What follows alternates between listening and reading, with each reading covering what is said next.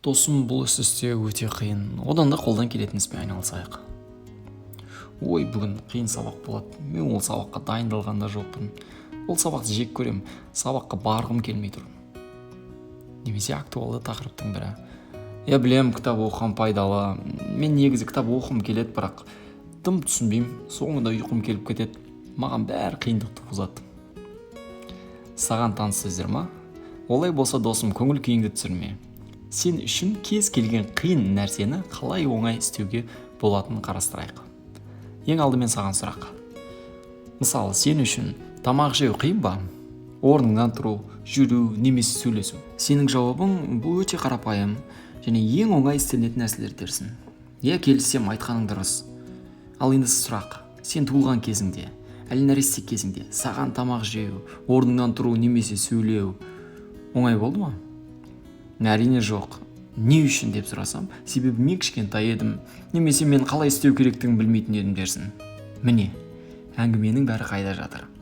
Кез келген қиындық ол істеп жатқан ісіңді қалай істеу керектігін білмесіңде. Мысал келтірсек, жігіттерге қызық тақырыптың бірін алайық. Футбол жайлы болсын.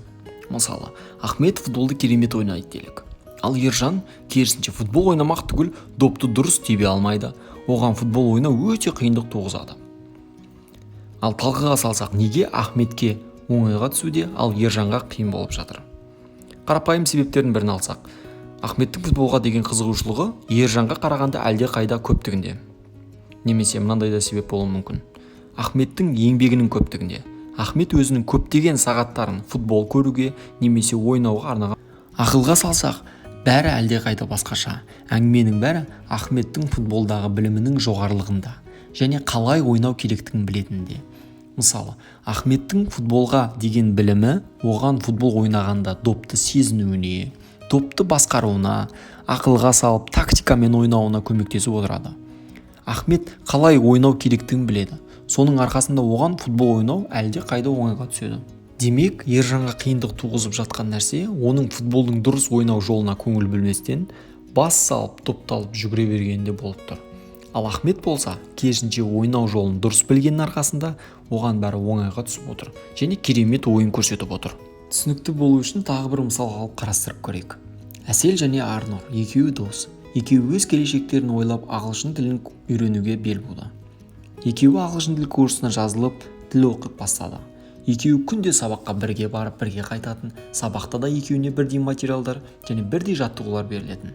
Бірақ тіл оқу қызық болғанымен Арнұрға қиын бола бастады. Күнде жаңа сөздер жаттау, түсінбейтін сөздермен жұмыс жасау, соңында іші пысып ұйқысы келетін, немесе үйге қайтқысы келетін. Ал Әселге керісінше, бәрі оңайға түсіп, сабақта белсенді болып, күннен күнге көбірек үйренгісі келетін. Ал осы екеуінің сабақ оқу процесін 2-3 мысалмен алып қарастырып көрсек. Сөздер жаттау. Арнұр қалай жаттайды? Сөздердің аудармасын жасап, қайталау әдісімен жаттайды. Бұлайша айтқанда қарапайым классика.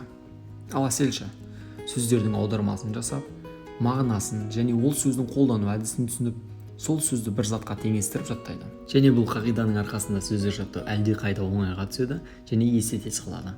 Тағы бір мысал алып қарайық. Жаттығу жасау, сөйлем жазу немесе сөйлесу болсын. Арнұр жаттаған сөздерін есіне түсіруге әрекет жасайды, бірақ оқыған информацияның көптігінен ол сөзді еске түсе қоймайды. Оған бәрі қиын болып түйіледі.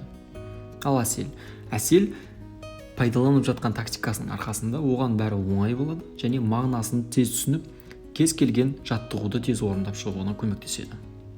Арнұрға жаңа сөздерді жаттау және жаттығулар жасап қиын болып кеткен себебі Арнұрдың қалай жаттау керектігін және қалай орындау керектігін білмегенінде.